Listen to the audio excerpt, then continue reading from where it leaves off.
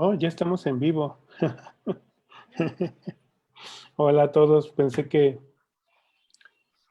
no estaba, que todavía estábamos fuera de línea. ¿Cómo están todos? Bienvenidos, Ricardo, Gabriel, Pulpo, Tamara. Estamos esperando Muy bien. que Elliot está preparando un material para nosotros. Perfecto. Hola, Elliot. Buenas noches.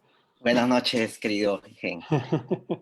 Se fue la transmisión en vivo sin que le diera clic. Entonces, Hay que aparezca mientras. había Tengo cámara aquí escondido. uno bueno de carteles de Pues serigrafía. bienvenido, Elliot Tupac, a este espacio entre amigos en la noche de hoy. El Lettering Trasnochado es un momento casual donde platicamos obviamente sobre lettering y algunas otras cosas. Eh, hemos seguido tu carrera pues desde que yo me acuerdo y desde que tengo memoria. Siempre tu trabajo ha sido muy inspirador, pero ahora creo que toma mucha relevancia por los momentos en los que estamos actualmente. Bueno, para los que no conozcan a Elliot, me gustaría que nos dieras una pequeña semblanza de ti para que la gente te conozca un poquito más. Aquellos perdidos que todavía no te conocen. No, con todo gusto. Gen, mira, yo les cuento por medio de, digamos, de este canal. Yo hago gráfica, diría, pues casi toda la vida, porque mi padre hacía carteles, serigrafías. Entonces, tengo una estrechez muy antigua, digamos, con el panorama, digamos, del dibujo de letras.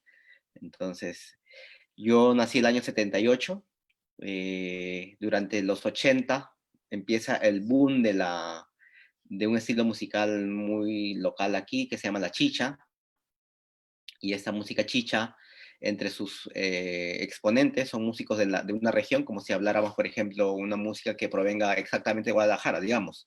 Y en este caso la chicha venía de Huancayo, una corriente musical.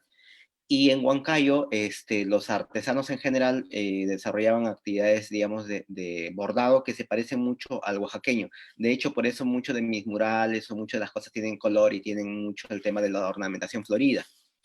Entonces, ese tema me parecía como bueno resaltarlo. Y con todo ese boom en los 80, empieza ese sonido que es la chicha, y en paralelo los mismos artesanos del bordado empiezan a desarrollar serigrafías. En esa instancia se genera una suerte de apareamiento, digamos, y se gesta toda una movida que tiene que ver como haciendo un símil en México, como el cartel sonidero y otras expresiones. Entonces, el cartel chicha, siempre digo que es como una suerte de matrimonio entre gráfica y música, o música y gráfica. Y es así como se empezó a desarrollar. Y a todo eso también, ya luego mostré algunas imágenes, se ha valido mucho de la influencia de la psicodelia, porque si bien es cierto, los 80 empieza ese boom de la música chicha en Perú, pero la referencia que tenían los artesanos de esa época era mucho de la efervescencia psicodélica a nivel de construcción de letras.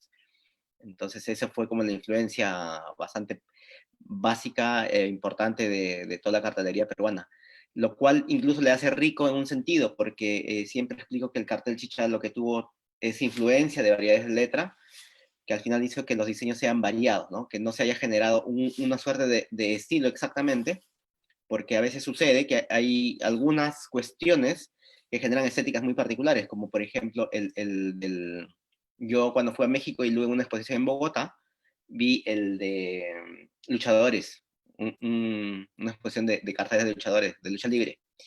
Y ahí vi cómo, por ejemplo, dentro de la necesidad, y eso me parece importante de toda la actividad popular, ¿no? Dentro, cuando ya no tienes tipos móviles de madera necesariamente, o sea, no te limitas, igual hay que hacerlo. Entonces, entendí que hay una suerte de tacos como hechos de una especie de cuero, si puede ser cuero, corospum o algún material rígido, ¿cierto? Que uno podía como manipular, recortar y hacer los patrones de letra. Y es por eso que cuando ya veía las letras que tenían, digamos, curvas, diagonales, y es porque se podía manipular. Y eso, haciendo, como digo, un símil distante aún, es lo que se hace con el cartel. Uno mueve a voluntad las formas de las letras. Muy bien. Oye, entonces, tú tienes tu origen en un ámbito de artesanos, ¿le llamarías tú? Sí, Rodeado sí. de arte popular. Sí, me gustaría, yo creo que me voy a atrever a subirme un rato a bajar una obra que le explicaría y ya que ahí hay un público que entiendo mexicano, Ujú, creo que le va a hacer también mucha gracia mostrar algo que hay un símil histórico ujú. con México. Adelante, adelante. Mientras Elliot va por el cartel, me gustaría mostrarles un poco de su trabajo para los que no lo conocen mucho. Mira, Ah, mira, ya llegó, qué rápido. A ver, déjate, pongo en pantalla completa porque esto lo tienen que ver. Qué hermoso, ¿ok? Ángel, se pasa, dormir ahí. Muy lindo. Ya, mira, eso se recrea mucho como Oaxaca en México, Ujú, ¿cierto? La diferencia técnicamente de la elaboración y estético a la vez, es que mediante que en Oaxaca todavía las flores tienen espacios de composición, en este caso hay una predilección por el barroco. Entonces todos los espacios se llenan, si hay un espacio pequeño se pone hojas, una frutita o algo, pero técnicamente es lo mismo, fíjense las flores como tienen el degradé. ujú, Entonces, este ha sido como la influencia final. Y esto de acá es parte de la pollera, cuando una mujer tiene una pollera, es ujú. el delantal. Son dos piezas de eso para construir el bordado. Entonces, eso era lo que hacían los artesanos en Huancayo. Entonces, yo creo que eso ha sido una forma que nosotros lo hemos como trasladado cada vez que hemos ido a otro lado, ¿no? O sea, cuando hemos hecho gráfica, mi padre, por ejemplo, ya le daba esos añadidos, ¿no? Incluso, ese es un cartel tal cual de la calle. Ok. Y ese es de un artesano de serigrafía también, de carteles, y tiene, lo que sucede es que tiene muchos textos, hay mucho texto. Eso es la diferencia, digamos, mira, este es un cartel de un artesano también, y este es de alguno que yo hice para algún amigo, también siempre aborda mucha psicodelia, la composición, la intención de las letras, las suavidades. Entonces, nos encanta, pues está como muy natural el tema del color, no lo puedo evitar. De hecho, el 2012 hice una exposición. Primariamente en esa época yo tenía como ya afectado mucho estereotipo con el color. Y yo dije, Ujú. ay, ya estoy cargado con el color, quiero hacer blanco y negro. Y para la exposición empecé a trabajar cosas y piezas en blanco y negro. Pero después decía, ay, le voy a poner un poquito de color por aquí, por este otro lado. Y al final, lo que siempre fue, con los colores. Uno no puede negar lo Sí, que lleva dentro. sí, a mí me gusta, o sea, yo descubrí el gusto por la letra y creo que también hay que ser realista y debo asumirlo, o sea, en un momento se vuelve tu profesión y evidentemente si es tu profesión, le dedicas más tiempo entre lo que te gusta y entre lo racionalmente considerada que conviene para tu proceso, ¿no? Entonces, el 2010 yo creo que ya es un momento donde adopto un acercamiento a la tipografía, desde espectador, no desde el ejecutor, sino desde alguien Ok. que revisa un libro, alguien que puede conversar con un tipógrafo y que le puede ayudar a entender mejor esas cosas, ¿no? Fíjate, me parece muy interesante cómo es un círculo completo. Empieza a lo mejor una expresión psicodélica en la costa oeste de Estados Unidos. Esta de algún modo viaja por toda Latinoamérica hasta Perú. Es adoptada por una región de ahí de Lima o un barrio, me Ujú, imagino, claro. y la adopta y la adopta y la adapta a estos, digamos, motivos asiáticos que llegan de estas rutas comerciales por Asia, ¿no? Que también que llegan a México, se distribuyen a Ajá. toda América, y cómo ahí toma todo otro carácter. O sea, ya ni es lo uno ni es lo otro. Sí, fíjate que justamente, Gen, yo también refiero mucho a eso, ¿no? O sea, hay que ser como, diría yo, responsable en asumir más bien que siempre es cíclico y es rotativo siempre. Entonces, eso se va nutriendo de un montón de cosas. Ese ejemplo del que tú mencionas se evidencia muy, muy claro en la música, ¿cierto? Cuando tú, a ver, si hablamos de México, cuando hablamos de Veracruz y están las arpas o los instrumentos que si bien cierto son en su mayoría europeos, pero es como llega a una región y esa región le saca una melodía. Y eso es importante. Mi papá trabajaba en la radio y él hacía eventos culturales y en más de una ocasión, por ejemplo, acá en Lima, el año 87 hizo un encuentro nacional de bandas. Las bandas aquí son metales, como allá en México seguramente también. Entonces, pero hizo un encuentro nacional de bandas, porque cada departamento en Perú tiene bandas con nombres distintos y tienen sonidos distintos, pero son los mismos instrumentos y en su mayoría, otra vez, instrumentos europeos. Y esa vaina a mí me bloqueaba, digamos, y ahí entendí que todo es cogido, absorbido, y la sensibilidad de una región le da un matiz distinto. Muy bien.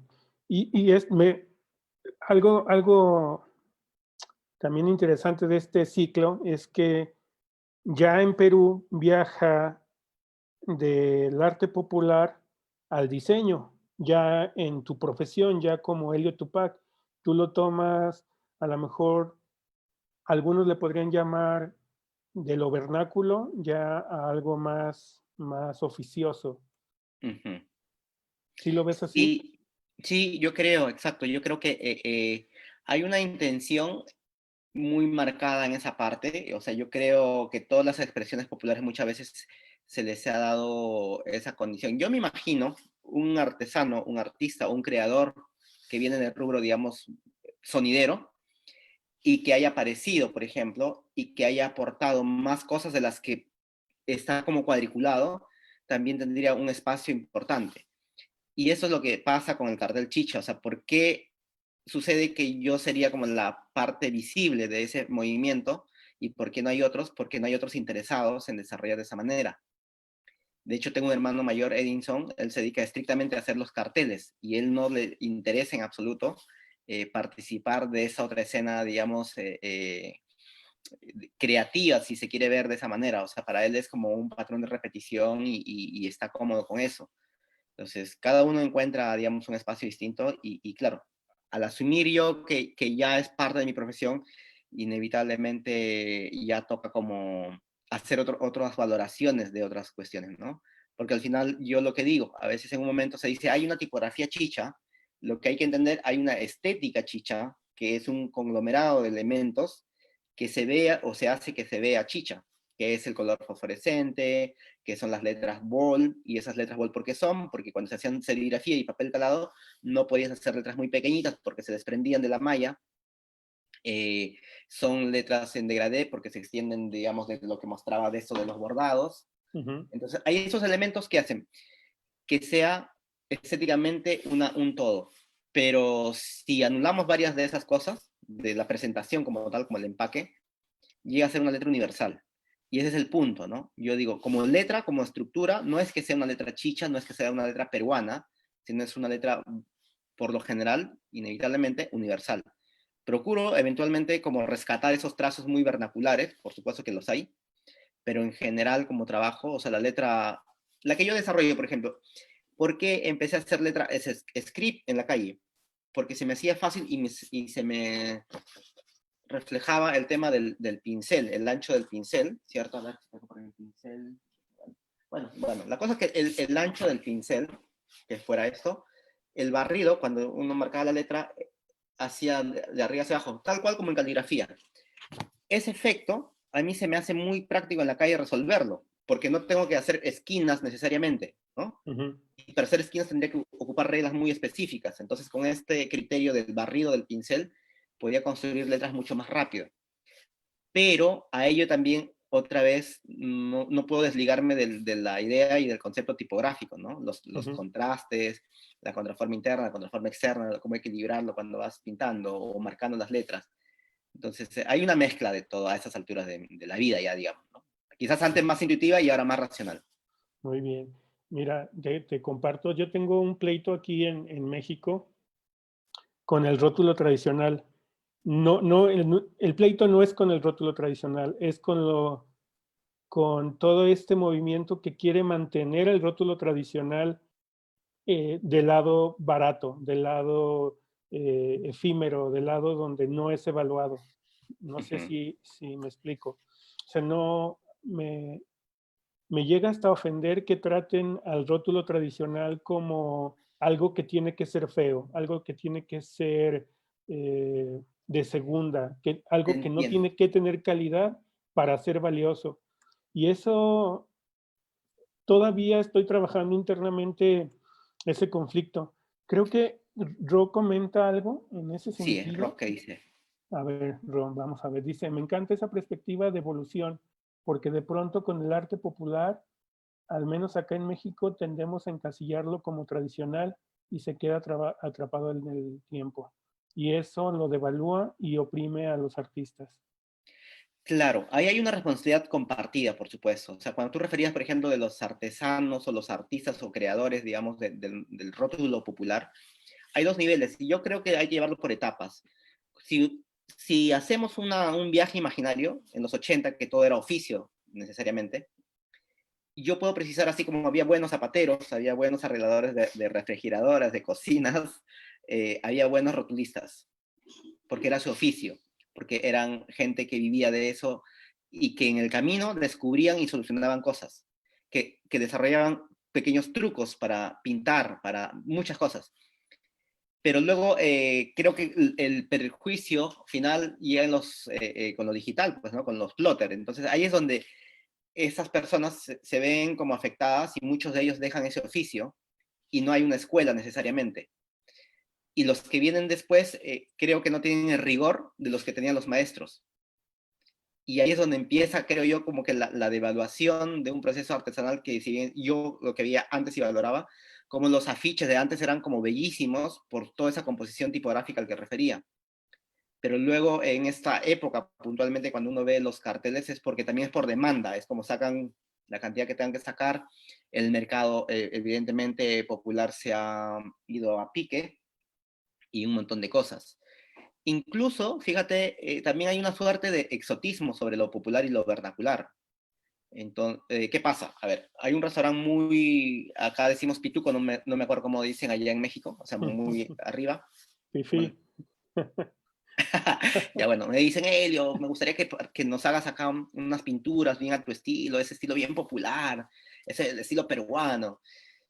¿Y qué pasa? Que por lo general no he pintado, o sea, he pintado dos espacios en toda mi vida, así como espacio de restaurante, porque tienen un poco ese criterio exótico todavía.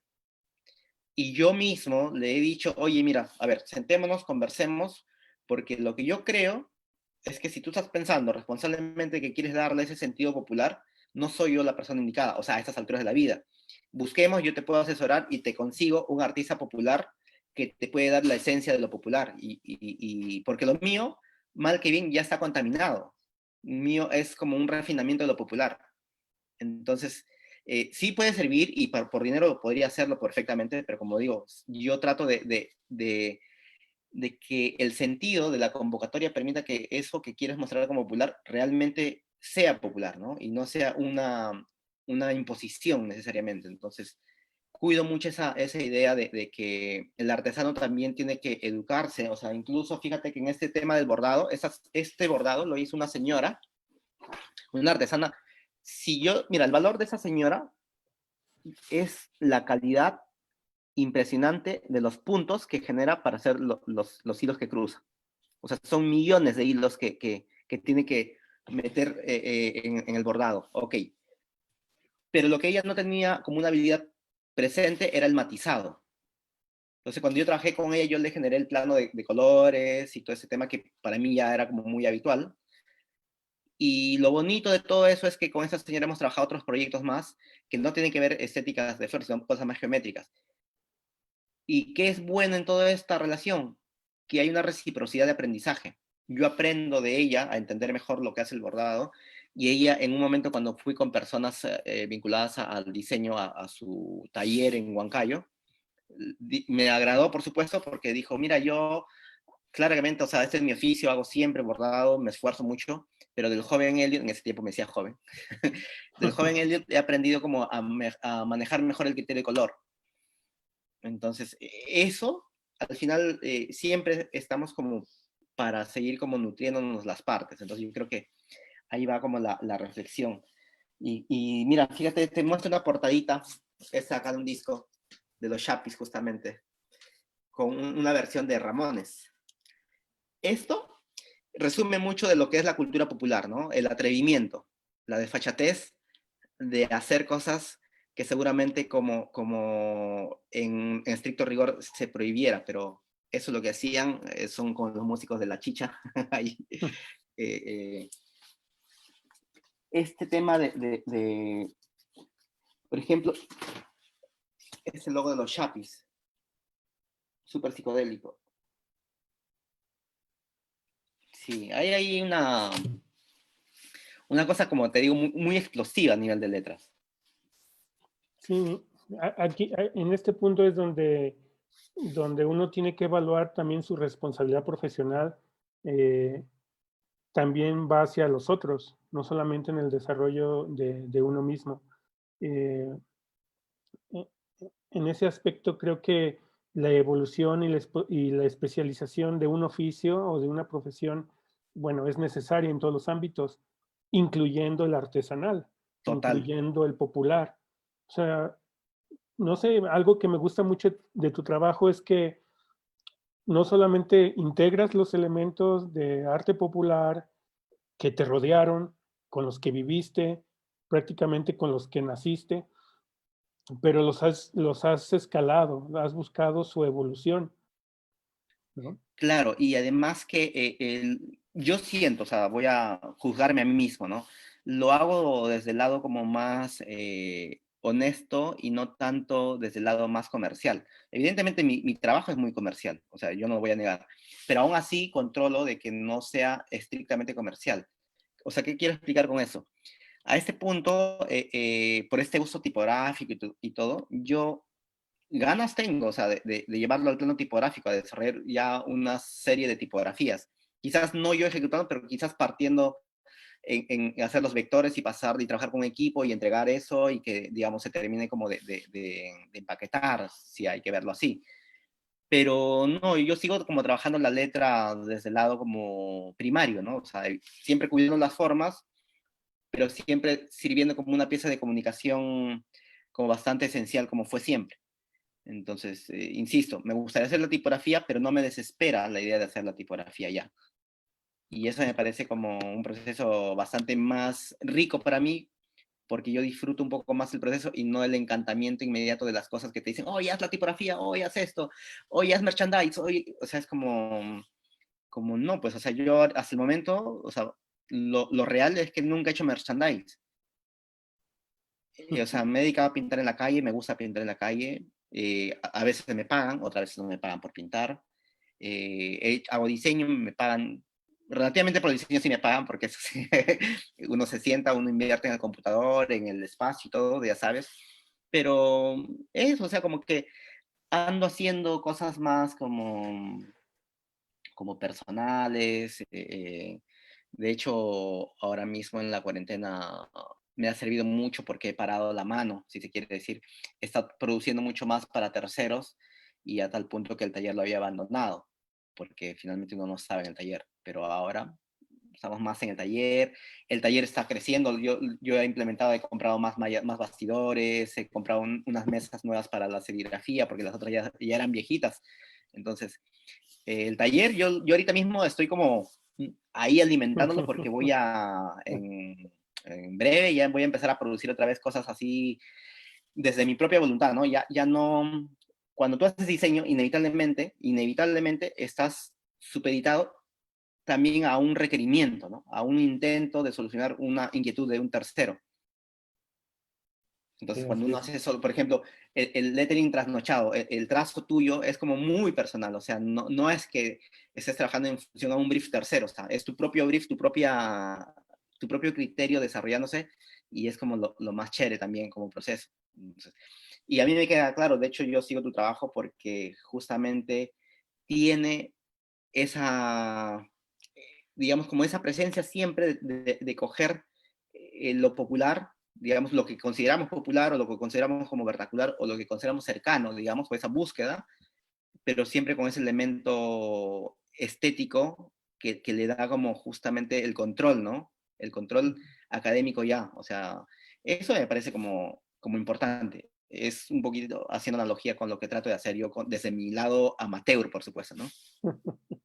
Muy bien. Vamos con los comentarios que aquí tienes a Ale Paul hirviendo. Dice que hay que pintar de nuevo la terraza de casa. Ale, Paul, sí, Ale, Paul, hay que pintar otra vez, sí, sí, está pendiente. ¿Qué hago? ¿Me escapo un rato en esa cuarentena a la terraza y el asadito? Claro que sí. Un abrazo Y, grande a Ale. y dice que tienes más de 10 años diciendo que vas a hacer tu tipografía y no la Oye, haces. sí, ¿ves? Eso. Yo a Ale ya es como que tengo que entregarle la tipografía para... No, o sea, más que tipografía, él siempre ha sido muy generoso y es una de las personas que literalmente alimenta ese espíritu de la tipografía. Y es como que en su propia, en sus propias formas, por supuesto, me dice, ya, ¿cuándo? Pues, ¿no? Pero me da gusto siempre ver los trabajos que desarrolla. De hecho, la última que sacó y que yo le veo, yo soy un fan de su trabajo. Como fan de varios, por supuesto, porque yo sigo y le encuentro valor a cada cosa. A mí me parece interesante también todo el trabajo de Ale Paul, por ejemplo, ¿no? Las últimas tipografías han sido distintas a las que yo conocía cuando empecé a seguir su trabajo en el 2010, que eran mucho más orgánicos, muchos más trabajos, digamos, con letristas como Kyosupa. Entonces, creo que ahora mismo es como otra línea, y eso me parece monstruo en todo el proceso de la gente que está como siempre buscando los plus, ¿no? Los cambios, las modificaciones, y no quedarse atrapada en un estilo o en una dinámica constante. Sí, fíjate que tuvimos a Ale Paul en el primer Letrástica y Ajá. vino a cambiar mucho la visión que tenía cierta parte de la comunidad tipográfica mexicana, donde él dice, bueno, yo me iba a los supermercados a ver cuál era la necesidad eh, Ajá. de la industria. Entonces, en vez de pelearse con lo comercial, lo usaba a su favor. Y creo que eso también lo ha llevado a seguir innovando y mantenerse vigente. Totalmente, exacto. Ese es como justamente la habilidad y la paciencia, porque significa como tener también ese espacio para racionalizar toda la información que uno tiene, porque uno se emociona y quiere hacer todo y al final terminas como repitiendo fórmulas de otros y que no necesariamente aportan mucho. Sí. Mira, tenemos otra pregunta de Ricardo López. Dice que si las nuevas generaciones en Perú se encuentran interesadas en la realización de gráfica chicha. Eh, Yo lo que digo en Latinoamérica, justamente hablando, Perú es uno de los países, y debo reconocerlo con toda la humildad, que es uno de los países que tiene poca presencia tipográfica. O sea, bueno, está evidente cuando hay un tipo latino, ¿no? O sea, no hay una fuerza en ese punto. Entonces yo, tomando eso como una estadística, no veo mucha presencia o mucha voluntad tipográfica en todo caso. Hay cosas muy importantes, por supuesto, ¿no? Como Echeverry, como Paula Beco, pero que al final forman como parte de proyectos muy aislados, ¿no? Que no son permanentes.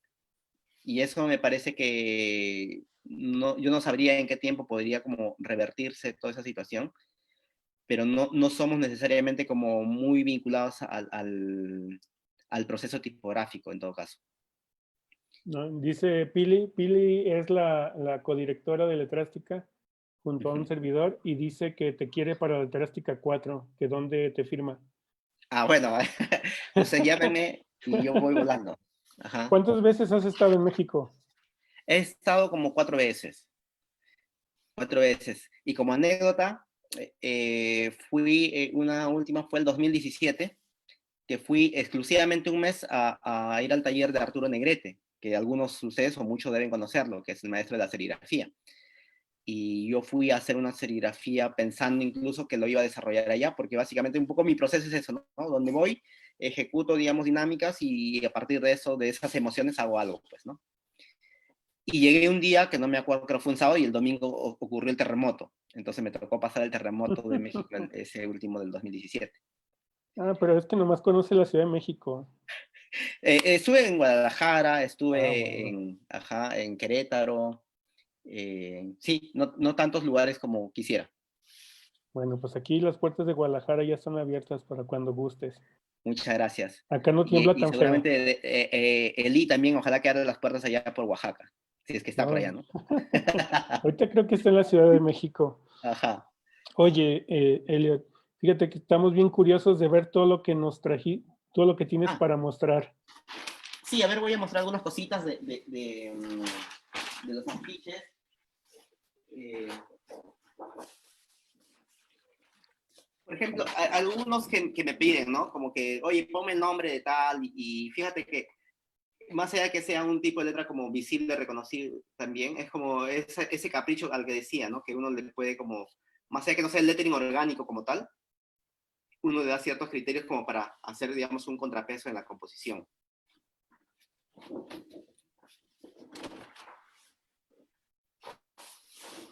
Esto de acá, por ejemplo, ¿no? Esta forma también como de acopiar todas las letras como muy, como una suerte de ligadura, pero no necesariamente de ese modo, pero sí como comprimido, de tal manera que todas las letras como sean un solo bloque.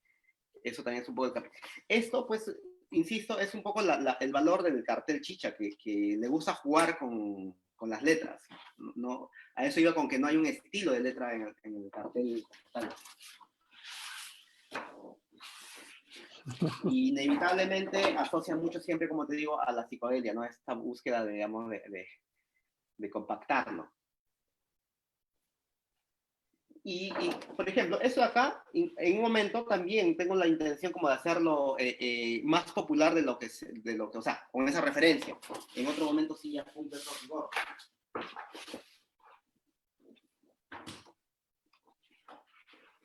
Por ejemplo, esos gestos, ¿no? Las letras iniciales tienen una cosa más orgánica de pronto, y después toda la composición de la otra, de las que continúan, pero siempre, insisto, este criterio ahí de cómo trazarlos y todo este asunto.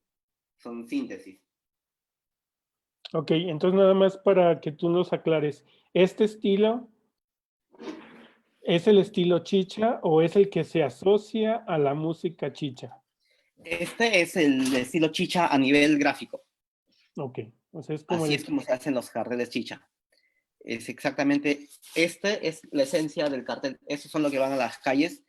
Y a diferencia de estos tiempos, yo particularmente hago con los degradés, casi como ves, casi todo como ustedes tienen degradés de color.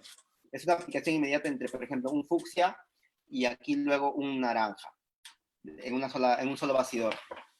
Pero en esos tiempos, para hacerlo práctico, justamente cuando hablamos de estos nuevos artesanos del cartel, hacen práctico porque no se quieren complicar colocando dos tintas. Entonces, hacen una capa de un color básico y tiran un color naranja de bloque a bloque y imprimen. Y luego hacen otra capa y colocan otro color. Entonces, eso fluorescente es chicha, pero es como esa nueva forma de plantear, digamos, gráfica. Entonces, hay una mezcla de todo. Yo soy como un poco el que trata de extender todavía aquello que yo veía de niño. Ok, entonces, digamos, el cartel chicha o en los aspectos visuales del cartel chicha, estaríamos hablando de contraformas muy cerradas, fondo negro, o sea, la mayor parte sería trabajar en negativo.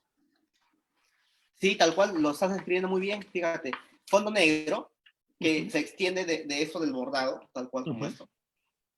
Fondo negro, colores fosforescentes, degradé de colores, letras bold, por lo mismo que decía que si lo hago muy delgado se desprenden de la malla.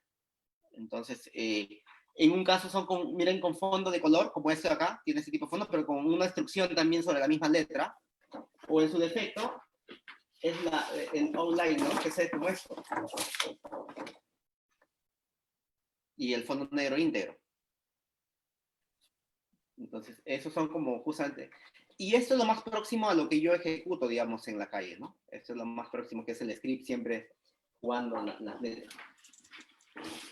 O esa Oye, composición, como de dos palabras componen una, ¿no? Dice Vico y su grupo Caricia. Y siempre el fondo. Entonces, tiene una intención más que estrictamente de diseño, digamos, como oficial. Tiene esa curiosidad más juguetona siempre, ¿no? O sea, cumple más bien el capricho del cartelista como tal, que de una, no sé, de un intento de comunicación donde le pueden decir que mucho color, que mucho fondo, o que haya más espacio, o que respire más la letra, en fin, otros criterios. Eso es más un estilo ya impuesto por los propios artesanos. oye, y generalmente cuando alguno de nosotros trabajamos con diseño de letras, pues sí pensamos en la contraforma, en el fondo, pero al final de cuentas siempre vemos que va a terminar con un fondo blanco y la letra negra, ¿no? Ajá. ¿Cambia la manera cambia tu método en la manera de en cómo tú trabajas, de que es el fondo negro y la letra blanca? Sí, de hecho, cuando, por ejemplo, mira, puntualmente, cuando yo cotizo un logotipo, un logo, ahí dentro de lo que creo yo que hago letras, les digo, por un aprendizaje básico de tipografía, que para mí, para resolverlo, le tengo que presentar como en positivo y en negativo. Y explicarlo sobre eso. No sé si me entienden, pero es lo personal que yo a los amigos que le hago y les explico un poco cuando yo les muestro en positivo y negativo, como para explicarles un poco el asunto. Pero sí, yo los veo de esa manera y de hecho la cuestión más básica que yo procuro tener en cuenta es el contraforma interna y contraforma externa. Ujú. Son los dos niveles de percepción que me permiten como controlar de mejor manera, a mi modo, o de manera estratégica, digamos, la composición. Contraforma interna, contraforma externa, y luego los contrastes. Tres elementos fundamentales, porque el tema luego de altura de X, es otra vez, es muy relativo, porque depende como yo quiero llenar los espacios, puedo hacerlo como una caja más alta o más pequeña. O sea, vas trabajando la forma y la contraforma pensando en las 2 soluciones, positivo y Sí, negativo al mismo tiempo. exacto. Ah, muy bien. Y eso ya uno lo tiene así como racionalizado en el cerebro, Juan. Mira, acá puedo hacer un ejemplo, por ejemplo. Tengo papelitos, ahí puedo guardar unas letras que tú me sugieras. A ver, que sugieran en el chat Sí, qué una letra. letra que... Fíjate que, bueno, vamos primero con algunos comentarios que ya están aquí. Dice Ana Michelle que es una gran fan tuya desde Bolivia. Mira, qué gusto. ¿Has ido a Bolivia? No he tenido el gusto, siempre ha habido una situación frustrante porque me han invitado en más de una ocasión y ha pasado algo que no coincide alguna fecha o algo parecido. Pero yo mismo me digo, ay, no, es que ¿cómo puede ser posible que todavía no haya llegado a Bolivia? O sea, siendo un país con características muy similares a Perú. Y en ese sentido pregunta Ana que si hay un estilo similar de letras en Bolivia. Creo que no, porque justamente las influencias probablemente hayan sido otras. Lo que he visto más bien es otro tipo de gráfica, de rotulado incluso, que es distinto, que, que, que muchas veces casi también como he visto yo como por referencia a internet, no presencial, que cuando buscaba material de Bolivia eran como letras más dibujadas y luego recortadas como caladas, ¿no? Entonces eran como había contraforma, había puentes y eso, hasta incluso entre Perú y Bolivia hay una zona que se llama Puno, que también han generado una estética tipográfica o digamos de letras, no diría tipográfica entonces para no herir la susceptibilidad de los tipógrafos, pero sí hay una forma muy particular también otra vez que exacerba los colores. Lo popular creo que tiene eso al fondo, ¿no? Que tiene una necesidad de agregarle color a todo. Tenemos Sandra y Eduardo preguntan que qué tintas usas. Tintas al agua. Para la serigrafía de este tipo ocupo tintas al agua. O sea, todos los carteles chicha se ocupan carteles con tintas al agua porque son económicas.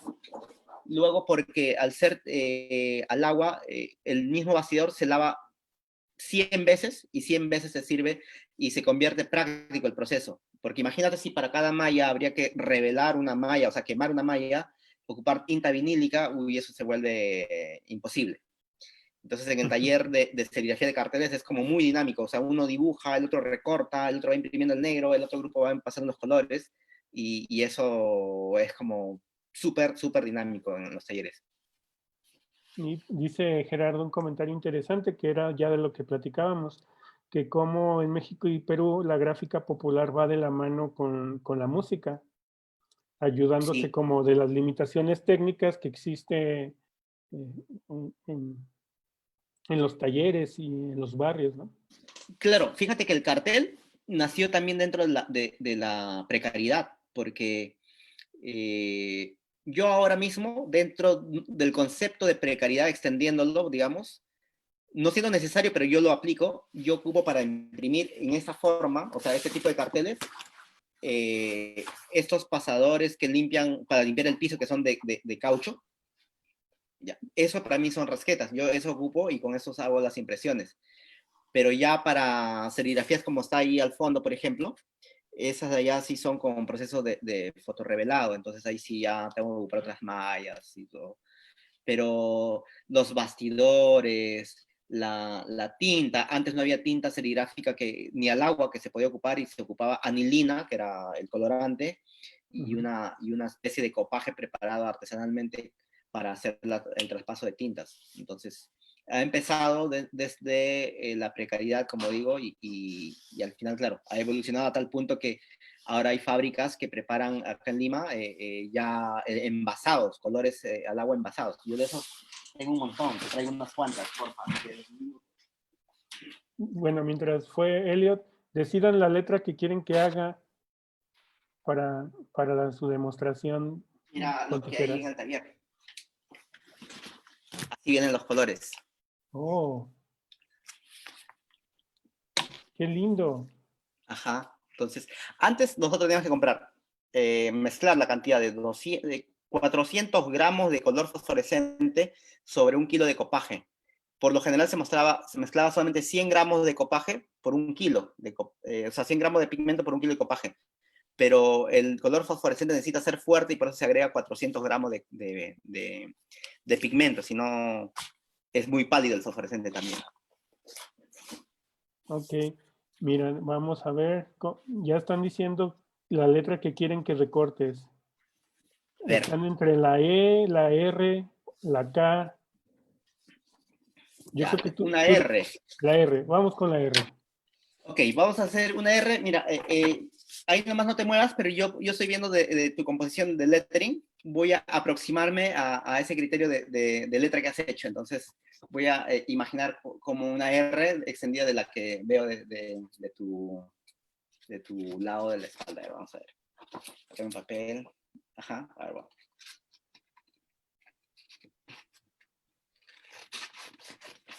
Estamos viendo la magia en vivo. Ya ganó la ARK. Ni modo.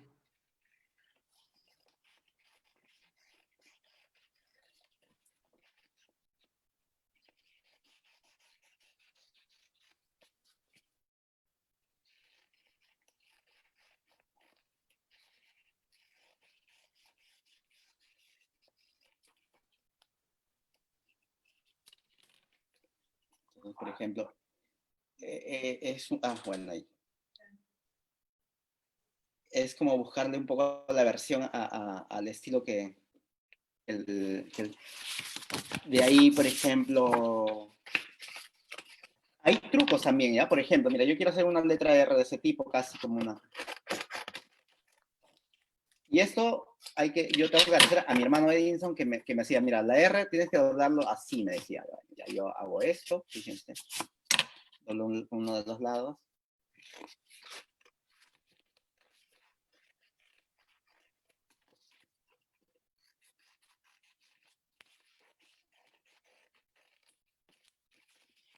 Ahí está. Así.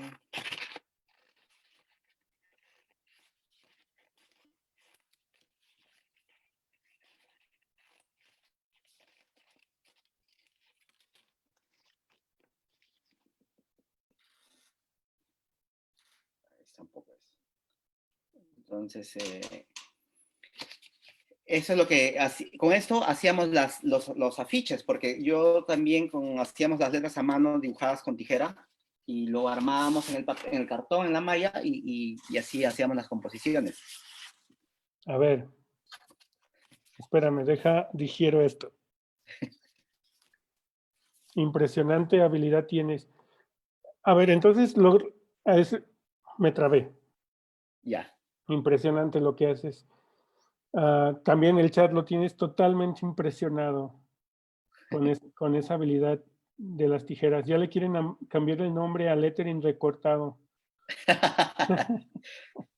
Oye, a ver, entonces las mallas para hacer esta serigrafía las bloqueabas con recortes hechos a mano.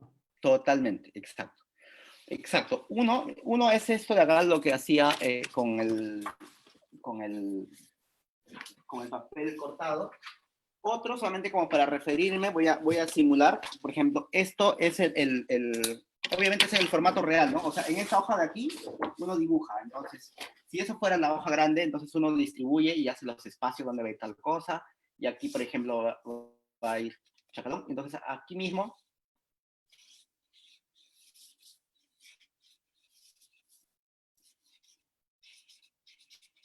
y empieza a recortar. Entonces, esto se convierte en tu plantilla. O sea, en realidad haces un stencil y con eso es que bloqueas tu malla o el bastidor. ¿Y con qué lo pegabas a la malla? La misma, cuando tu molde está en la parte inferior, bajas el bastidor, colocas la tinta, que en este caso primer color es el color negro, curiosamente inverso al proceso tipográfico o de imprenta. El primer color que aplicamos es el color negro. Cuando pasas el color negro, todo el diseño de papel que tienes se adhiere a la malla. Una vez que se adhiere todo, y como está recortado, tú quitas los elementos que evidentemente consideras que tienen que ser las contraformas, ¿no? Las quitas y quedas con el diseño dentro ya del papel, de la malla pegada. Es automático, digamos, se pega. Oye, de pura casualidad, si no, no te preocupes, tendrás un marco por ahí Sí, sí, como ahí lo ejemplo. traigo. Mientras vamos al chat, dejen para desahogarnos un poco de la impresión.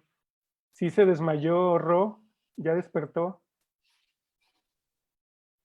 Impresionante lo que hace Elliot. Exacto, Sandra, el ojo que tiene es un plotter ya manual. Realmente estoy muy impresionado.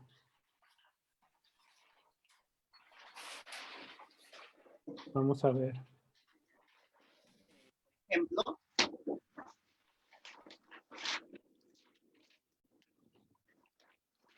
Para empezar, esto de acá, como dije, lo he dibujado primero, ¿no?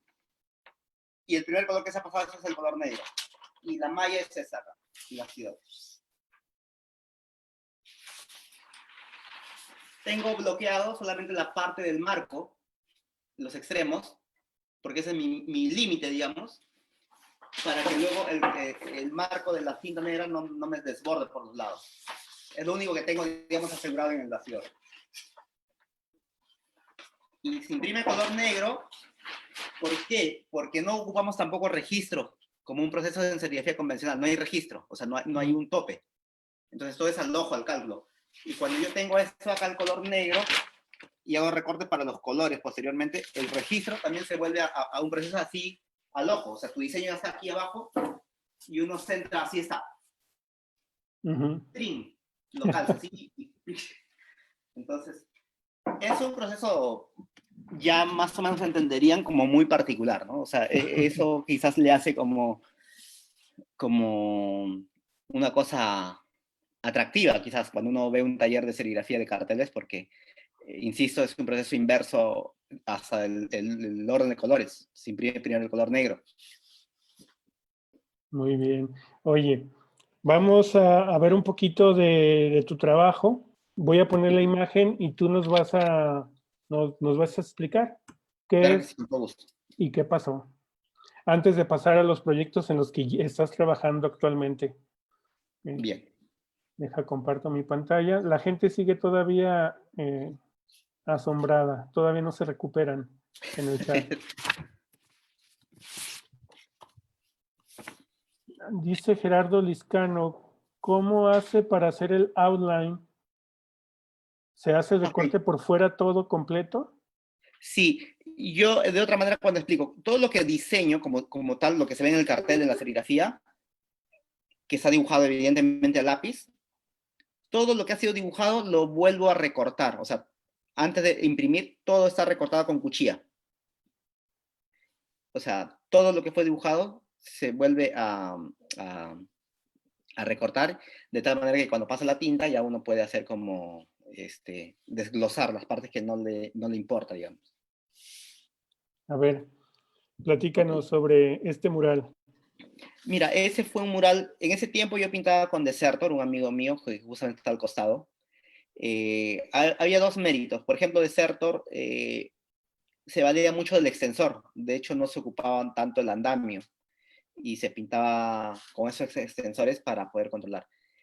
En mi caso, justamente hablaba el tema del trazo de las letras, ¿no? Que evoca mucho el pincel por esa parte orgánica y también caprichosa si hay que verlo a nivel de composición.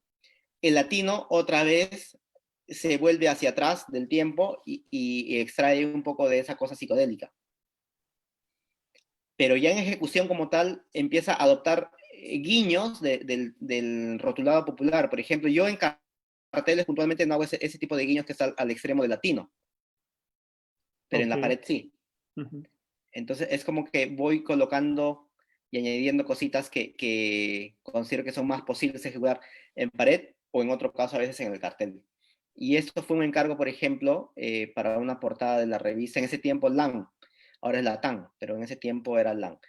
Y sí hay un criterio incluso de cómo componer, porque ahí mínimamente se ve a los extremos, hay una suerte de corte en el diseño, porque hicimos un cálculo de cuál era la medida de esa portada y que este iba a ser una fotografía que se colocaba luego en edición impresa. De hecho, creo que lo tengo por acá. Bueno, creo que no, creo que sí. Bueno, anda por ahí. Mira, aquí está. A ver, es que Efectivamente, mira. no te van a ver. Deja, termino de... Bueno, Deja. bueno, todo bien, todo bien.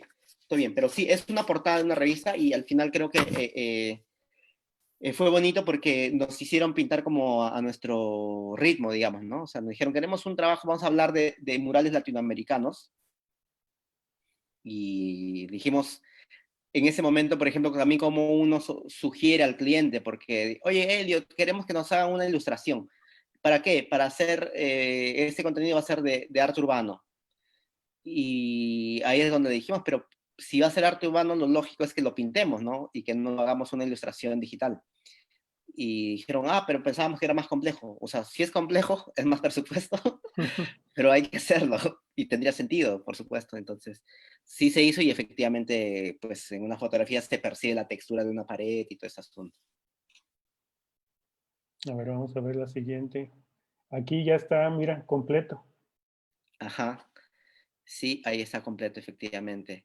Y ahí es como se va componiendo. Hay esa abstracción bastante marcada de Deserto, por ejemplo, que él muta también mucho su trabajo, lo cual me parece súper bien. Pero hacemos como esa composición conjunta, ¿no? Y a los extremos otra vez se evidencian los elementos más visibles de lo que yo hago, ¿no? Que son los colibríes, las flores, en este caso las cantutas. Entonces hay un mix que tratamos siempre de manejarlo de manera conjunta. Aquí en acción. Ajá, ahí, mira, yo me pego, ¿ah? Yo me pego ahí y a eso cuando te decía que no es solamente el trazo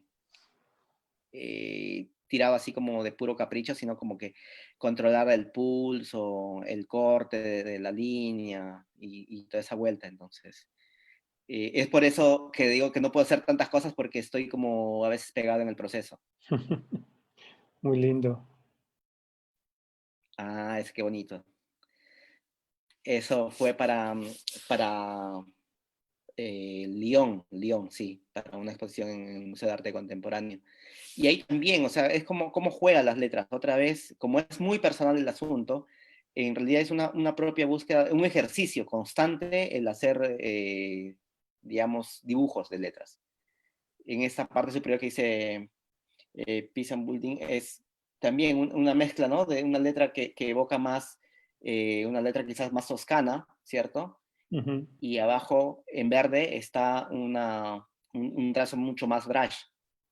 Sí, es como dices, la letra chicha no es el estilo, es la actitud. Sí, totalmente.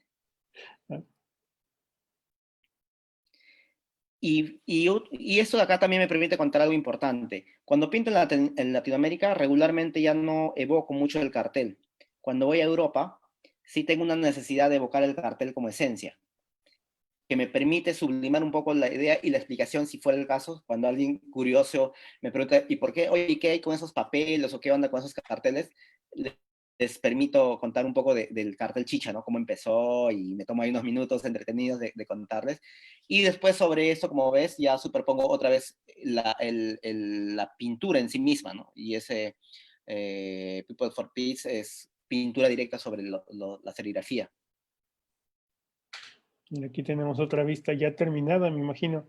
Claro, Y ahí, por ejemplo, y esto lo voy a decir con todo, a ver, con la pregunta curiosa que todos deben tener, ¿cómo haces, cómo trasladas un diseño a esa proporción, por ejemplo? Sucede, o sea, es increíble que yo mismo me sorprenda, porque hago evidentemente una suerte de líneas muy básicas, puntos referenciales, y termina cuadrándose, por eso que al final no se ha manchado, digamos, la composición de los carteles que está ahí. Las letras proporcionaron ahí en el espacio. Hago ajustes, evidentemente, pero muy mínimos. Pero yo creo que cumplió, o sea, a mí particularmente, con toda honestidad, digo, ay, que quedó bien, o sea, siempre se puede mejorar, por supuesto, pero quedó bastante aceptable. oye, ¿y por qué los de la izquierda no tienen color? Y ya, eso es buena pregunta también. Quizás muchas cosas son más personales, ¿no? Una, porque evidentemente el cartel chicha y el estilo chicha se refiere a lo que hemos hablado buena parte de la conversación, que es los colores, la forma, la actitud y todo ese asunto. En el otro caso, yo quería que se evidencie básicamente la habilidad de dibujar letras. Por eso iba en blanco y negro. Temáticamente sí hablaba de otra cosa puntualmente, que eso también fue una división, digamos, para considerarlo. Pero básicamente yo quería que en el blanco y negro la gente se enfoque, si es que cabe el término, en la letra. Oh, muy lindo. Creo que son las que tenía preparadas para... Pero te agradezco que hayas escogido algunas imágenes porque yo no tenía preparado nada. Muy bien. Vamos al chat de nuevo. Sí. Este, entonces, siéntanse con la confianza de preguntar, de hacer comentarios a Elliot. Todavía tengo el tema, otro tema, es el último tema que quería hablar contigo, sobre, de un tiempo para acá he escuchado sobre la descolonización del diseño. Ajá. Es decir, nosotros obviamente somos una cultura mestiza que Ujú, venimos o que surgimos de la colonización. O sea, ni somos puramente eh, indígenas, pero ujú, ni tampoco somos europeos. Somos claro. una mezcla, pero y esa mezcla se ha filtrado y está presente en todas nuestras vidas, está presente en nuestra sangre, pero también no ha sido parejo, o sea, no ha sido, hay ciertas cosas que han privilegiado un lado y han desfavorecido otro lado. Ujú, Esa es una realidad. Y, y en ese sentido, los cánones y la manera en cómo evaluamos lo que vale y lo que no vale están influenciados por estos estándares o por estas ideas de lo que es bello y lo que no lo es. ujú, ¿Por qué saco el tema? Porque tu trabajo está basado en algo que se considera o se consideró como algo barato, como ujú. algo espontáneo, como algo vernáculo, como algo que está a un nivel distinto, digamos, de un diseñador con escuela, no sé, americana, europea. Total. Entonces, ¿cómo ves tú ese paso que se tiene que dar para apreciar el arte popular como una pieza de diseño en sí? Lo que yo creo, como también por ahí un poquito ya esbozaba al principio en una intervención, es que tiene que haber una autocrítica desde el proceso, digamos, de la ejecución. Y si resolvemos esa parte inicial, creo que podría generarse como cierta autoridad en el tiempo, como para hacer prevalecer justamente este aporte gráfico popular. Porque en sí mismo, como refería, la gráfica popular tiene sus limitaciones. O sea, cumple una función comunicacional en espacios específicos, pero después de eso, no, yo al menos, con toda razón, no pretendería imponerla como una comunicación oficial o algo parecido. Yo te cuento una anécdota. 2011, acá en Perú, con todo el boom de la gastronomía, se desarrolló el Mistura, que es un evento importante de gastronomía. Las personas, los organizadores y el equipo de esa feria me convocó en su entusiasmo para que yo desarrolle en esos términos la señalética de la feria. Pero ellos tenían este criterio, por ejemplo, ¿no? Intermedio, porque para ellos la señalética de Elliot significaba que tenía que hacer todo lo que he mostrado, ¿no? Toda esa parte orgánica, colores. Y la responsabilidad de uno está como también, desde lo poco que conoce, decir, oye, mi trabajo no es de señalética. O sea, me encantaría hacer señalética, pero no hago señalética. No manejo el criterio de señalética. Porque la señalética, tú lo entenderás y creo que los diseñadores lo entienden de esa manera. O sea, lo importante de la señalética es justamente como permitir que la gente se ubique de una mejor manera, ¿no? Bueno, la cosa es que yo le dije, yo puedo participar de este proyecto considerando que mi trabajo más bien es un apoyo a la señalética. Es decir, ustedes desarrollan con el equipo la señalética convencional que corresponde y yo por mi parte voy a hacer como un apoyo gráfico visual de cada señalética. Entonces, se entendió de esa manera y yo hice un montón de gráfica para esa feria, pero era como, claro, la parte más divertida, digamos, de la presentación, que al final ya para ese tiempo tenía como cierta, digamos, reconocimiento por ahí, pero hay que también esclarecer este punto, hasta qué grado esto que decimos, bueno, se le va reconociendo, no deja de ser exótico a la mirada de otros. Y yo tengo que cuidar mucho esa idea, ¿no? Porque yo soy totalmente convencido de que en buena parte esa gráfica que sube en Mistura tuvo ese peso exótico también. Okey, El punto es que la persona detrás, qué tan exótico es. Entonces, claro, yo no soy la persona exótica que ellos quieren ver. muy bien. Me recuerda Ajá. cuando estaba estudiando en Holanda y fuimos a hacer el súper Ujú. y había una sección que decía comida exótica y estaba un aguacate o palta, como le dicen en Ajá. Sudamérica. Entonces dije, ¿cómo lo que uno considera normal Ajá. para el otro es exótico? Sí. Nos dicen en el chat que muestres el libro que ibas a mostrar ahora que estás en pantalla Ah, completa. que era el libro más que nada, la revista, que era esta acá. O sea, ya, digamos, terminada era esto. Y claro que al final adentro se mostraba el proceso del mural, ¿no? Que está con toda la nota. Lo bonito de este proyecto es que nos permitió trabajar como durante 3 años en distintos proyectos. Eso ya quizás no siendo la pregunta, pero sí como aprovechando, ¿qué es lo que ha pasado? Casi siempre ha sucedido esto. Hemos hecho un trabajo y luego nos han convocado para otros. Y ahí, saliéndome un poco del tema, en verdad tiene que ver mucho con cómo has abordado un proceso, un desarrollo de un encargo, para que luego te sigan buscando para otros. Entonces ahí, si uno por ahí desprende preguntas como que, ¿cómo es que yo viajo fuera? Quizás es por la recomendación que alguien cuando yo he participado en un evento, me han recomendado, ¿no? Entonces ahí hay que entender también que hay que agradecer a los que nos recomiendan para poder como movilizarnos a México ha sido así, o sea, a Argentina ha sido así, a Chile ha sido así, o sea, yo por mi cuenta creo que no podría haber salido de mi casa. Y nos pregunta, León, bueno, ya van como 3 veces que pregunta Neto Castro, saludos Ah, a Neto Neto. Castro, A Neto, un que, saludo para Neto. que cuándo Qué vas a dar gusto. taller. Ajá. Ah, mira, los talleres no los he hecho. Yo un tiempo, hasta el año hace 2 años, hacía talleres en Lima o fuera, ¿no? Pero sentía que también, por ejemplo, y ustedes los que hacen letras lo van a entender también, eh, como que el boom justamente del dibujo de letras y todo ello llevó a que se desarrollen muchos talleres.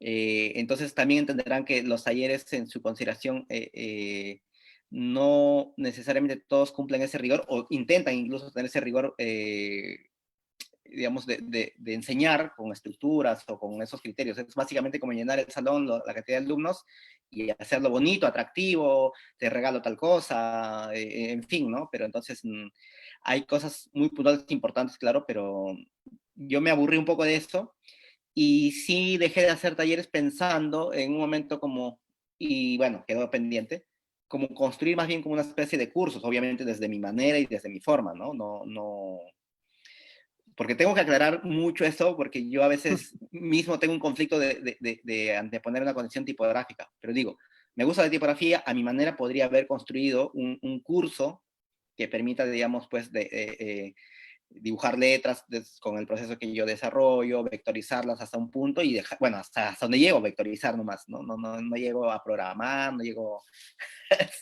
a esas instancias más locas de que algunos sí lo tienen. Muy bien. Nos pregunta Leo Delgado que, bueno, te pregunta que si aparte de la letra chicha te has influenciado por otros estilos similares en Latinoamérica, como el sonidero o el fileteado porteño. El fileteo porteño, eso también, fíjate que el fileteo porteño, lo que lo hace fileteado es los elementos que circundan en su composición, porque aún así, incluso, claro, las letras como componen, efectivamente tienen particularidades, pero otra vez si desprendemos de eso, hay cosas muy puntuales del fileteado que le hacen como únicos, como esencia, digamos, bonaerense.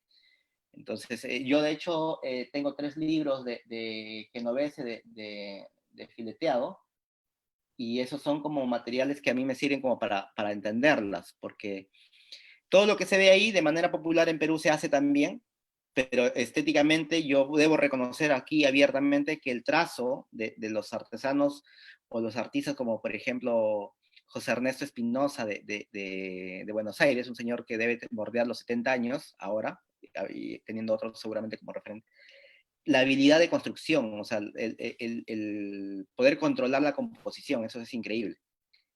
Y eso es lo que nosotros en Perú hemos perdido. O sea, no tenemos un rotulado que yo diga, ay, qué bacán ese maestro porque permite como controlar mejor su composición. O sea, no existe, lamentablemente no existe personaje de ese calibre.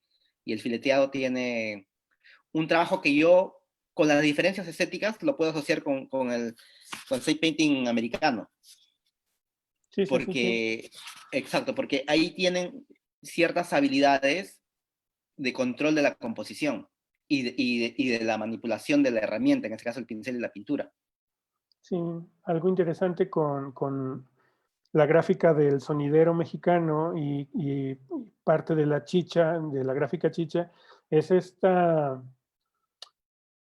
necesidad, diría, o espíritu de tratar de llenar todo lo más posible con elementos hasta el borde, o sea, no usar márgenes.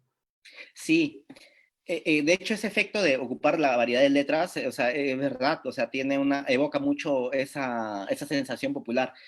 Mira, yo lo descubrí en el camino y de hecho reconozco ahora mismo ese gusto natural cuando yo a mi hermano en los 2000 más o menos, con mi papá compraron máquinas de impresión digital, los plotter, y claro, hacían los carteles, pero también hacían servicio de impresión, de banner. Entonces, ahí la dinámica era muy graciosa, porque son esos diseños que seguramente allá en DF lo hacen en algún lugar que no sé, pero en un lugar donde hay una zona de diseñadores así como maquinitas, y tienes al costado al cliente, desde que y vas a hacer una juguería, le traes una juguería, y tú estás escribiendo juguería Juanita, y dice, joven, eso quiero rojo, joven, más chiquito, más grande, entonces, ay señora, por favor. Y después el otro mérito aparente era como en tu ordenador, ¿no? En tu programa Illustrator o Corel, el valor era que tenías muchas tipografías y para cada línea de texto buscarle una tipografía distinta. Ajá. Pero claro, ese era ese criterio espontáneo, pues, ¿no? Entonces ahora más bien con otra idea, siempre uno ya controla de que no sean tantas estilos en todo caso. Oye, Elliot, están pidiendo que si vas a dar un curso en línea ahora con la pandemia. Me gustaría hacerlo, de verdad. O sea, lo he pensado, no lo he estructurado porque no he hecho el ejercicio de pensar qué curso, o sea, de qué manera hacer uno. O sea, tengo curiosidad, o quizás debería ser una suerte, digamos, como de encuesta, qué cosas que quieren aprender o qué cosas les interesaría ver, ¿no? Porque como ya hemos hablado un poco, hay tantas formas de hablar de letras o mostrar el proceso de hacer letras, que de repente una puntualmente podría ser necesario. De hecho, los talleres de brush pen, eso de agarrar un tombo yo lo hago acá en el taller, pero no lo hago como curso. O sea, de eso yo soy un poco como fastidiado en todo caso, ¿no? De las letras en brush pen.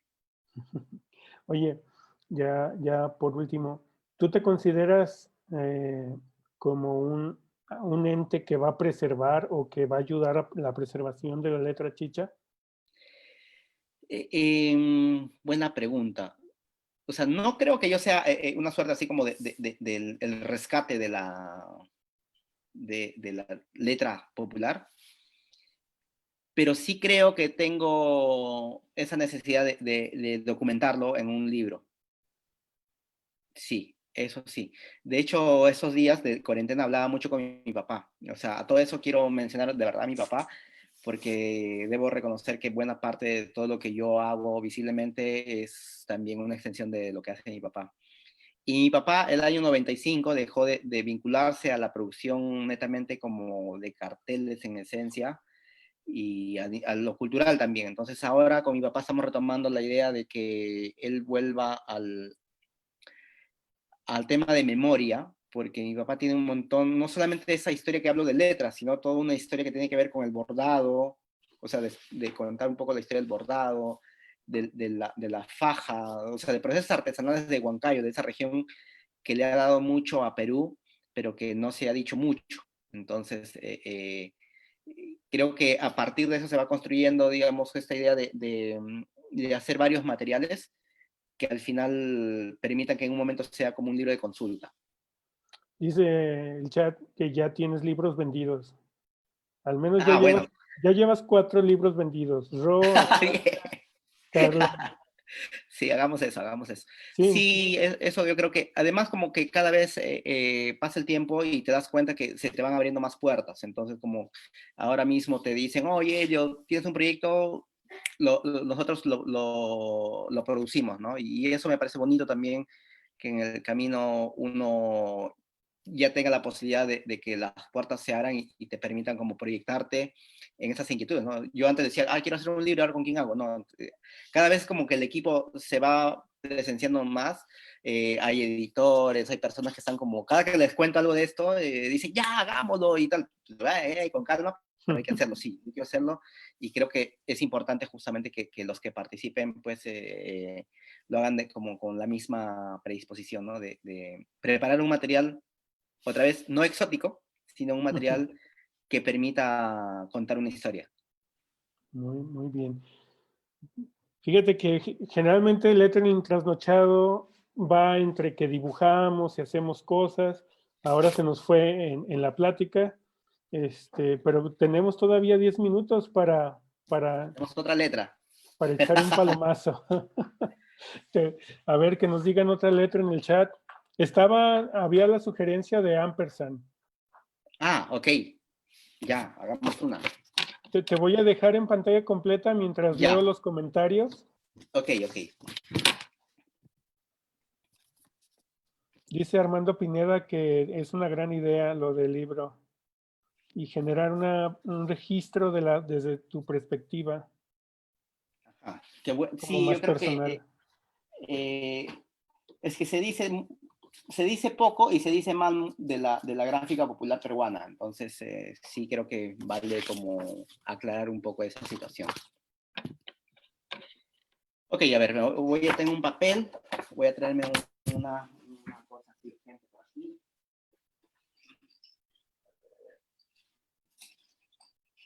A ver, aprovechen que en los minutos que nos quedan por si tienen preguntas, comentarios para Elliot.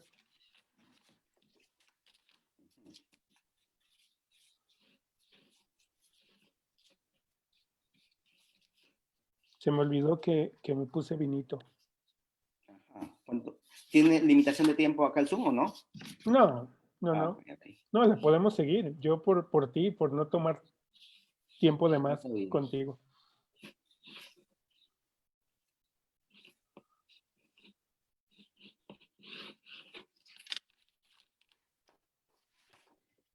Ah, ya, vamos a intentar por aquí. Fíjate que me impresionó muchísimo cómo resolviste la contraforma de esa R que doblaste en el eje horizontal. No lo hubiera pensado. Sí, es como decía, un pequeño recurso que se genera.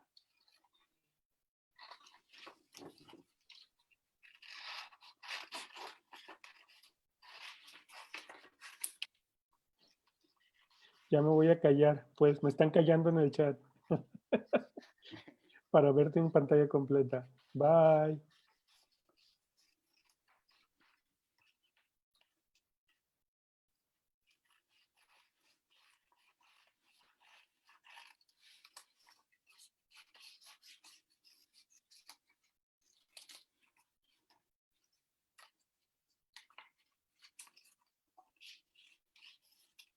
Ya. Por ejemplo, aquí lo que voy a explicar algo es que el criterio popular que ve algo, pero que no necesita, tiene que como replicarlo en su condición. Eso sería un ejemplo de cómo lo popular transgrede y insinúa, en este caso, un ampersand, por ejemplo. Por ejemplo, esta extensión debería salir hacia abajo todavía, pero... Oh, qué lindo. Y Pero, claro, eso está con la tijera directamente. pero fíjate que no se vio nada porque me puse yo en la cámara en vez de ponerte a ti. Por eso dicen que tienes que hacer otra letra. Lo siento, mis habilidades de producción no son tan pro. Mejor lo voy a dejar en pantalla dividida, así no le erramos. ¿O sabes qué, Elliot? Sí, Si tú hablas, tú te vas a poner en pantalla completa. ok. Mira.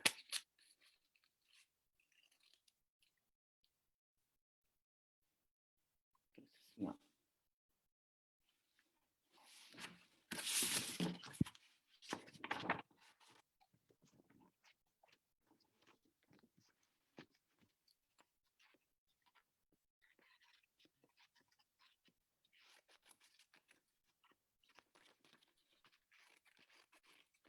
Vean la técnica del maestro Elliot y sus tijeras.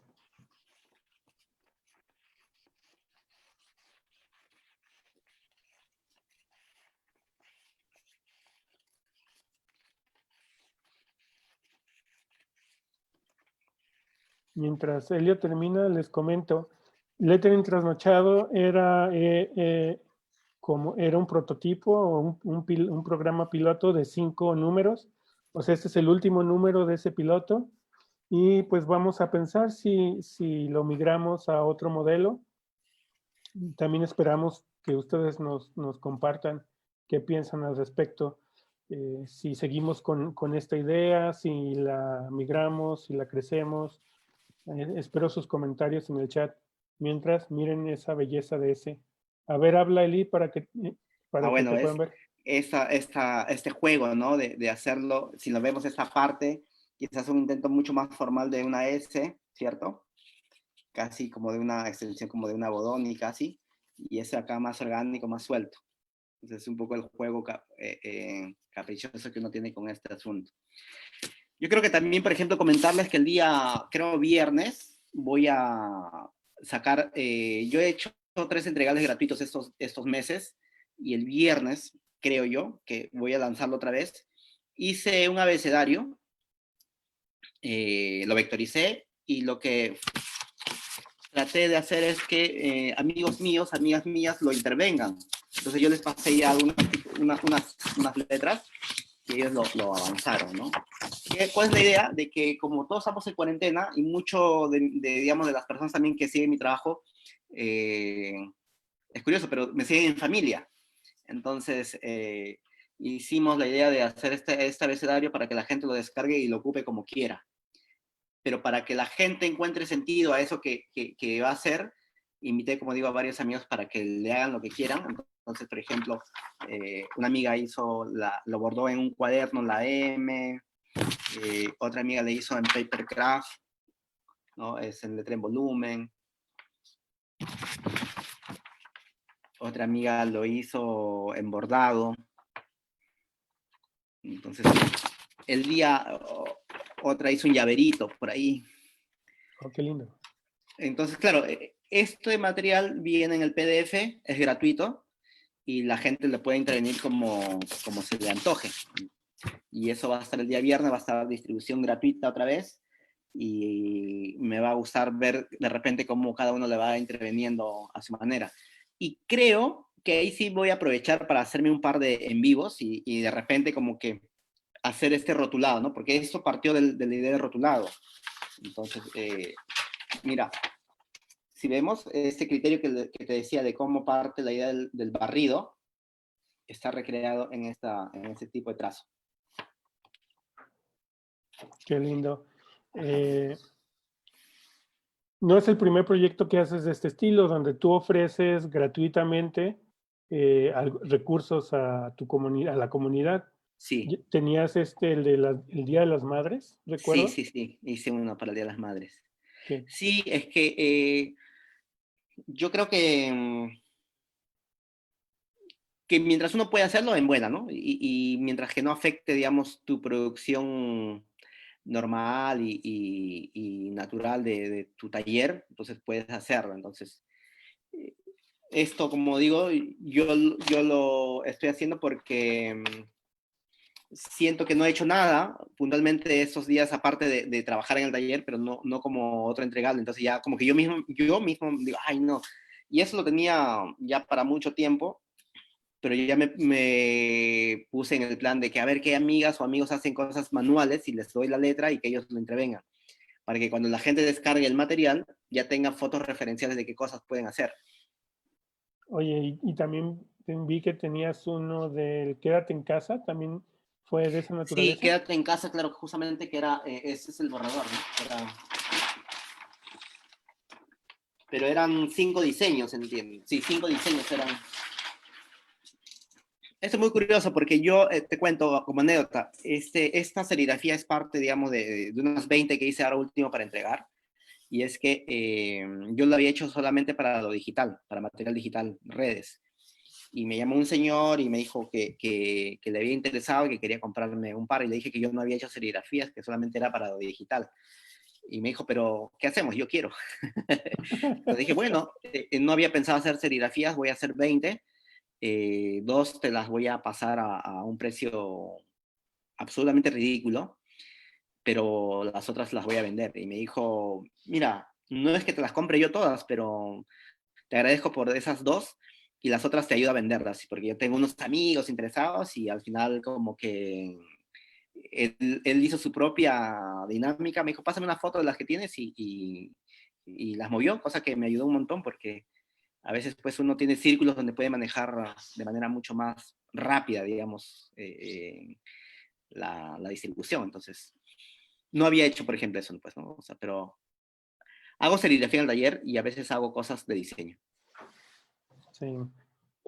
Nos dice Armando Pineda que si le recomiendas alguna banda chicha, Ah, bueno, sí. A ver, ¿qué les recomiendo? Los Chapis. los chapis. Los Chapis. Miren los títulos, porque tenían, a ver, mira, voy a leer unos títulos, ¿ah? De los Chapis. Dice, Chofercito. So- y también tenía música social. El otro dice, Somos estudiantes. Decía, somos estudiantes, somos del Perú, somos trabajadores. Ya, bueno, hay demasiado. El otro dice trabajar, trabajar, trabajar. Otro dice arcoíris musical, que era una suerte, digamos, de variedades musicales que era solamente instrumental. Fin de fiesta número 2. Los culpables. Retamita, que es una planta muy emblemática de por acá. Silencio. Una que dice, curioso, oh dime. Valle Triste. Sí, los Chapins es una banda importante. Otro que puedo recomendar es inevitablemente al maestro también Chacalón. Este de acá. O sea, tienen muchos discos ya, pero si consiguen en internet hay un montón, Chacalón, es como les va a hacer la noche. No venías preparado. Ajá, claro. Decía a nivel popular que cuando Chacalón cantaba los cerros bajaban, porque claro, hay que entender que la migración a la capital se fue ocupando como digamos las extensiones de los cerros, ¿no? Las faldas de los cerros empezaron como a poblar y por eso se decía, cuando Chacalón canta, los cerros bajan. Muy bien, Elliot. Pues nos tenemos que ir, me da mucha tristeza porque yo me quedaría aquí platicando hasta amanecer, pero me gustaría que nos mostraras las letras que recortaste, si es Ah, ok. posible, y para que Unas. vean tu magia en una sola toma. Dice, comentaba Ok, Carla que aprovecho y hago una letra más con una explicación, cosa que ya queda evidenciado, ¿no? Podemos hacer como una así más horizontal o una vertical, pero vamos a hacer una así horizontal. ok, Por ejemplo, para la letra A, que con una serif bastante básica, lo primero que hacíamos era doblar a la mitad para conseguir, digamos, los extremos con un corte muy similar, ¿no? Entonces, ya doblé a la mitad, voy por un lado, este asunto por aquí, y aquí cuando la letra A, como ustedes saben, tiene una serif, mejor dicho, un lado más delgado, un contraste más delgado, ¿cierto? Ya, entonces, ahí es donde extiendo y busco ese otro lado que quiero como darle un contraste menor, lo calculo, otra vez lo cierro, digamos.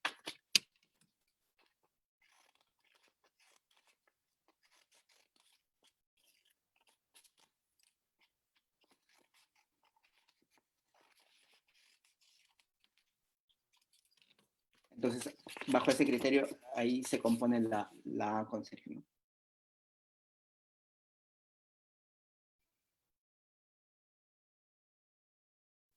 Ahí está. wow. Y es como, claro, mira, acá le corté y hay uno ya, si uno se quiere seguir pegando, uno le puede seguir como, no sé, dando formas. Oye, ¿recomendarías esta técnica nos están escuchando y nos están viendo muchos maestros y Ajá. maestras ahí en el chat? ¿La recomendarías como una técnica pedagógica?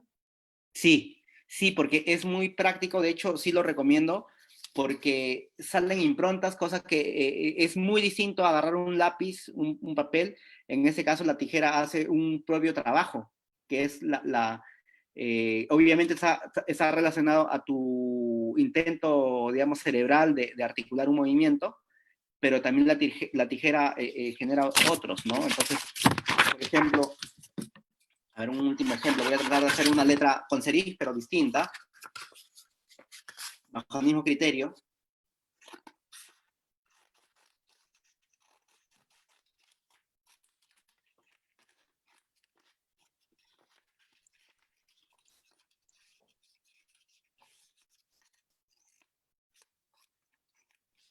Voy a hacerla esta como un poco más pesada. Entonces, esos trazos te van sugiriendo como otras posibilidades, van apareciendo otras opciones. Entonces, sí, yo con la tijera he descubierto formas nuevas que no lo había, o sea, no lo hubiera hecho intentando dibujar a lápiz, por ejemplo. Sí, me hace mucho sentido cómo ahora tú, o sea, en vez de hablar de algo abstracto, tú estás sintiendo, estás tocando, estás extrayendo cosas físicas reales de la letra. Sí, tal cual. Mira, yo me acuerdo, y quiero contar como anécdota, y eso, a ver, me voy a remontar al año 2002. Yo tendría unos 22 años más o menos. 24. 2002, y llegan unos clientes al taller de mi padre, que eran una empresa de Zetagas, que transportaba o producían gas para hogares. Y todos los camiones que ellos tenían, los que transportaban, habíamos que colocar un texto que decía eso como que gas, peligro de no sé qué, ya, bueno, transportando gas, pero ya una franja de frase, y nos dijeron que habíamos que ponerle a 17 centímetros, y lo tenían así. En mi inocencia, en esos tiempos, porque sí ocupábamos plantilla, y la plantilla que nos dieron era un Arial, y empezaba con la letra S. Yo medí efectivamente la altura de la S, y tracé y saqué la copia y se cortó porque era recortado y luego sopleteado, o sea, con comprensora. Cuando vinieron a recoger los carros, agarraron una regla y midieron, y no midieron la S, midieron la P. Entonces, él dijeron, oye, te dijimos a 17 centímetros y esto no tiene 17, tiene menos. Y yo digo, pero 17 tiene la S. Y fíjate que ahí entendí de una manera bastante circunstancial de que justamente en ese tipo de formas de construcción de letras, las letras circulares o onduladas, como la O, la S, tienen un excedente. Que luego pasaron muchos años que lo entendí en tipografía, ¿no? Pero eso me pareció como curioso. Y cuando yo hacía eso que te estoy contando, haciendo letras, en realidad sí evocaba a letras que ya había en la tipografía del computador. O sea, a ver, si yo te dijera que yo estaba muy prendido en una época cuando, y en México también habrá pasado, la futura se ocupó a nivel popular un montón, no sé si allá pasó lo mismo, la futura pesada. Ya, bueno, yo ya insinuaba en la cabeza la idea de la futura, y por ejemplo voy a hacer una S.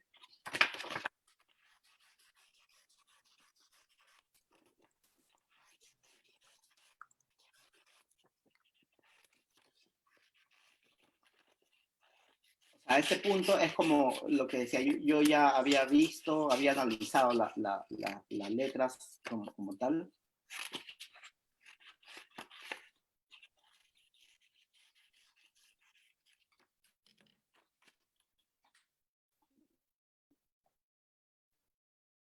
Y ese siempre fue el ejercicio, ¿no?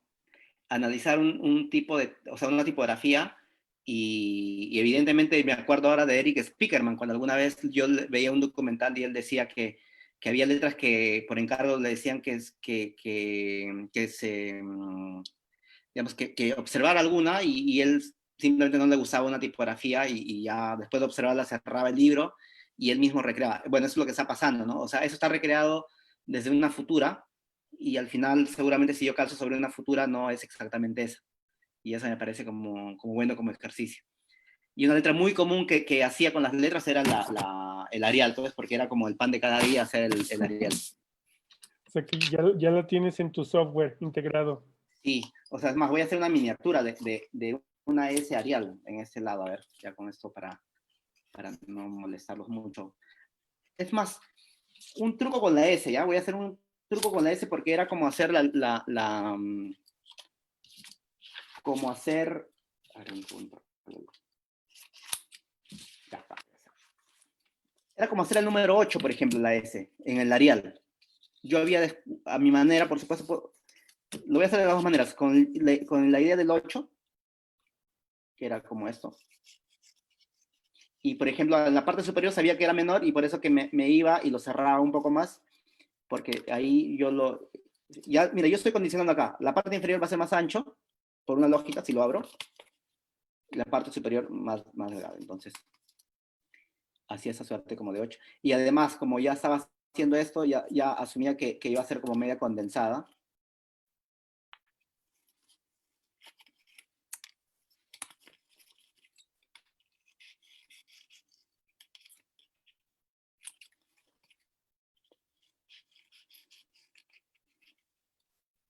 Y ahí ya, incluso yo ya más o menos sabía de que no era exactamente como la helvética, ¿no? Que era mucho más.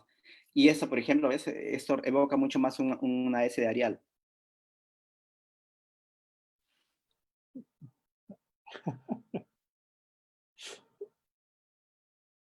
Excelente.